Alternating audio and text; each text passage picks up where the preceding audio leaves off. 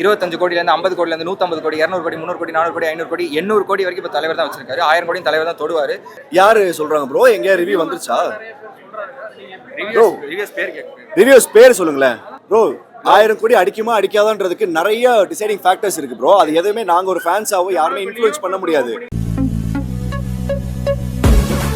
ரொம்ப அருமையா இருந்தது பிரதர். தலைவர் வந்து முதல் நிமிஷத்துலேருந்து லாஸ்ட் வரைக்கும் எக்ஸ்ட்ரீம்லி ஆக்டிவாக இருந்தார். சூப்பராக யூஸ் பண்ணியிருக்காங்க தலைவரை.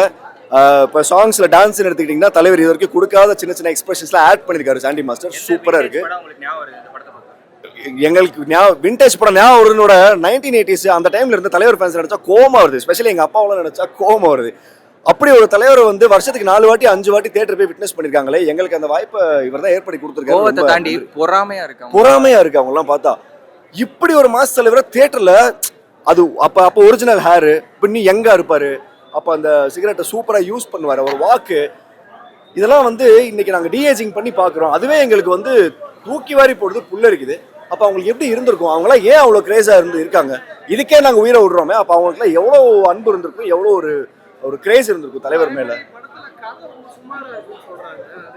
யாரு சொல்றாங்க ப்ரோ? எங்கேயா ரிவ்யூ வந்துருச்சா? ரிவ்யூஸ் பேர் சொல்லுங்களேன். பாண்டா சாரா? நீல கலர் சட்டையா? ரிவ்யூஸா? என்ன வேணா சம்பாதிச்சு சாப்பிடலாம்னு ஒன்று இருக்கு ப்ரோ. நல்ல வழியில சம்பாதிச்சு சாப்பிட்றதுன்னு ஒன்று இருக்கு ப்ரோ. அடுத்தவங்க பொழப்ப வந்து கெடுத்து அடுத்தவங்க உழைப்பை வந்து அசிங்கப்படுத்தி நீங்க சாப்பிடணும் அப்படின்னு நினைச்சீங்கன்னா நீங்க தப்பா ரிவ்யூ பண்ணுங்க. படத்தை பார்த்து ஆனஸ்டா ரிவ்யூ பண்ணுங்க.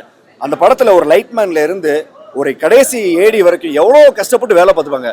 நீங்க ஒரு கேமராவை வச்சுக்கிட்டு பின்னாடி ஒரு கிரீன் மேட்டை போட்டுக்கிட்டு 4 போட்டோ அப்லோட் பண்ணிக்கிட்டு இஷ்டத்துக்கு பேசுறவங்கலாம் நாங்க ஒரு மனுஷனாவே மதிக்கிறதுல அப்பதான் ரிவ்யூவர்ஸ் பார்க்கவே மாட்டோம். Just ignore. தலைவர் பாசிட்டிவிட்டி மட்டும் தான் எடுக்க சொல்லியிருக்காரு. சன் டிவில ஒரு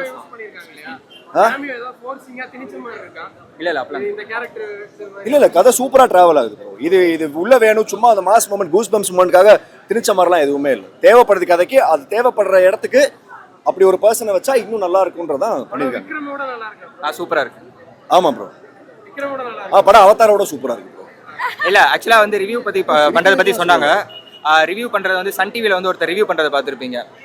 ஒரு வாரம் வந்து படத்தை வந்து புது வரவுன்னு போடுவாங்க. படத்தை ரேங்க் பண்ண மாட்டாங்க. இது எத்தனை பேருக்கு தெரியும் தெரியல. சன் டிவில போடுறது புது வரவுன்னு போட்டு அந்த படத்தை பத்தி எதுவும் சொல்ல மாட்டாங்க. படத்தில் நடிச்சவங்க அவங்க என்ன பண்ணிருக்காங்க அதை மட்டும் சொல்லுவாங்க. தவிர படத்தோட கதை படம் எப்படி இருக்கு அதெல்லாம் ரிவீல் பண்ண மாட்டார் அவர்.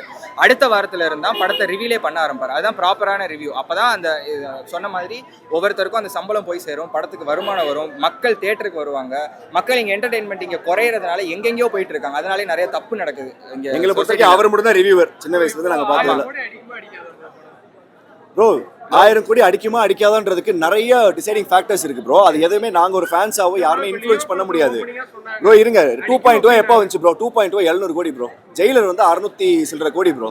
இன்னைக்கு மணியோட வேல்யூ இன்க்ரீஸ் ஆக பார்த்தா 2500 கோடி கூட போகலாம் ப்ரோ. அது வந்து ஃபர்ஸ்ட் திங்.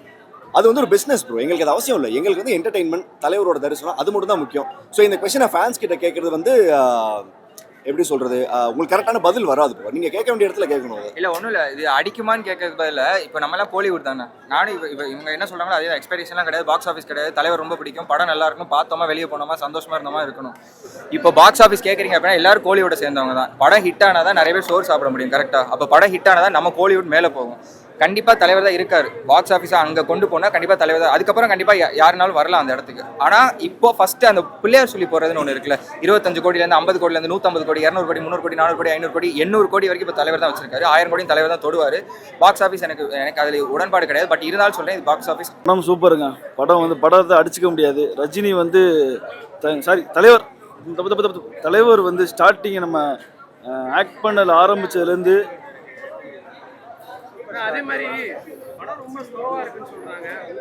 ஸ்லோவெல்லாம் கிடையாதுங்க. எவ்வளோங்க சொன்னது ஸ்லோவாக கூப்பிட்டு வச்சு காட்டுங்க.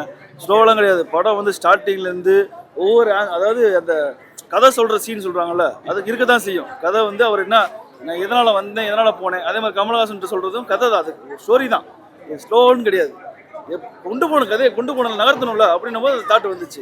கதையை ஸ்லோன்றது எல்லாத்துக்குமே அவங்க ரோல் பக்காவாக கொடுத்துருக்காங்க.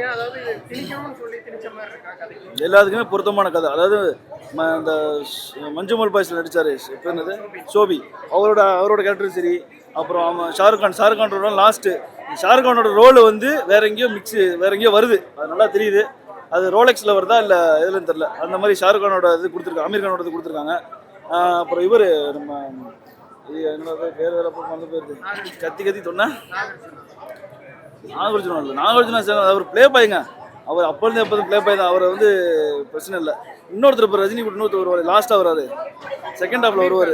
இல்லை அந்த கன்னடா ஆக்டர் உபேந்திரா அவரோட ரோல்லாம் செம்ம. உண்மையிலே அவர் வந்து இந்த அளவுக்கு ஒரு சீனில் வந்து சும்மா கை தான் வைக்கிறாரு. நம்மளாம் இருந்தால் தொட்டுட்டு விட்டுலாம், தொட்டுட்டு இப்படி தொட்டு கும்பிடுவார். எங்களுக்கு அந்த சீன்லாம் பார்த்தீங்கன்னா எனக்கு ஒரு மாதிரி புல் அடிச்சிருச்சு, தலைவான்னு ஆயிடுச்சு. அந்த சீனுக்காண்டி நாங்கள் நிறையா பேர் அவர் பார்க்க முடியாதுன்னு இந்த வரைக்கும் நிறைய பேர் இருக்கோம். தொட்டு கும்பிடுறதுன்றது பெரிய விஷயம். ஸோ அந்த அளவுக்கு ஐயோ அம்மா தலைவா, ஐயோ லோகேஷ் எல்லாம் கூப்பிட்டு வச்சு முத்தம் கொடுக்கணும் போல இருக்கு எனக்கு. அந்த அளவுக்கு விண்டேஜ்ன்றத கிராஃபிக்ஸ்ன்றது தெரியும் இல்லைன்னு சொல்ல, அதை தெரியாத அளவுக்கு கொண்டு வந்து ஒரு தம் அடிக்கிற சீனாக இருக்கட்டும், பிடிச்சி இழுத்துட்டு வர சீனாக இருக்கட்டும், எல்லா சீன்லையுமே அந்த ஏஐ தெரியல, கிராஃபிக்ஸ் தெரியல. இப்போதான் பேட்டிகிட்ட சொல்லி வந்தேன், 1000 கோடி 500 கோடிலாம் இல்லைங்க, தரிசனம் தான் வந்தோம். தரிசனம் தொடர்ந்துகிட்டே இருக்கும். திருப்பதியில் நீங்கள் குறைன்னு சொல்ல முடியுமா? திருப்பதியில் இத்தனை கோடி குறையும், இத்தனை கோடி கூடுன்னு சொல்ல முடியுமா? போயிட்டே இருக்கும். அது போயிட்டே அது பாட்டுக்கு போயிட்டே இருக்கும். அது முடியும் போது ஒரு ஸ்டேஜ் தெரிஞ்சிட போகுது. அது எதுக்கு நம்ம சொல்லிக்கிட்டு. படம் பக்கா சூப்பராக இருந்துச்சு. எதிர்பார்த்துட்டு வந்த மாதிரி நல்லாவும் இருந்துச்சு. லோகி படத்தில் தலைவர் இருந்தால் எப்படி இருக்கும் அந்த மாதிரி இருந்துச்சு. கதை நார்மல் கதை தான், ஃப்ரெண்டுக்காக பழி வாங்குறாரு. மற்றபடி ஸ்டோரின்னு பார்த்தா அப்படி தான், நார்மல் ஸ்டோரி தான். லேகு செகண்ட் ஹாஃபில் மட்டும் கொஞ்சம் லேக் இருக்கு, மற்றபடி வேற ஒன்றும் கிடையாது. படம் அது ஸ்டோரியாக போகிறதுனால தான் அந்த லேக்கே தவிர, மற்றபடி லோகி படம் அப்படி தானே இருக்கும். விக்ரம் பார்த்தீங்கன்னா ஃபர்ஸ்ட் ஹாஃப் ஃபுல்லாக லேக் தான், செகண்ட் ஹாஃப் சூப்பராக இருக்கும். இதில் ஃபர்ஸ்ட் ஹாஃப் சூப்பராக இருக்குது, செகண்ட் ஹாஃபில் கொஞ்சம் லேக். ஆனால் இன்டர்வல் கிளைமேக்ஸ் பேங்க். விக்ரம் ஈக்குவலாக இருக்கு, லியோவோட சூப்பராக இருக்கு. விக்ரம் லியோ படமா பிரதர்? ஓகே, அது ஆவரேஜ் படம். லியோவை விட சூப்பராக இருக்கு, விக்ரம் ஈக்குவலாக இருக்கு. நிறைய கேமியோ, உபேந்திரா கேமியோ வெயிட்டா இருக்கு. தலைவரை நிக்க வச்சுட்டு தலைவரை யாரும் தொடக்கூடாதுன்னு ஒரு ஃபைட் பண்றாரு, அது செம வெயிட்டா இருக்கு. அதுக்கப்புறம் கேமியோ பார்த்தீங்கன்னா அமீர் கான் கேமியோ, அதுவும் நல்லா தான் இருந்துச்சு. ஆனால் ஃபேமிலியாக பார்க்கலாம், ஒன்றுமே இல்லை. எதுக்கு இதுக்கு ஏ சர்டிஃபிகேட் குத்தாங்கன்னே எனக்கு ஒன்றுமே புரியல. விக்ரம் லியோவில் எவ்வளோ வைலன்ஸ் இருந்துச்சோ அதே தான் இருந்துச்சு. இதுக்கு ஏன் குத்தாங்கன்னே தெரியல.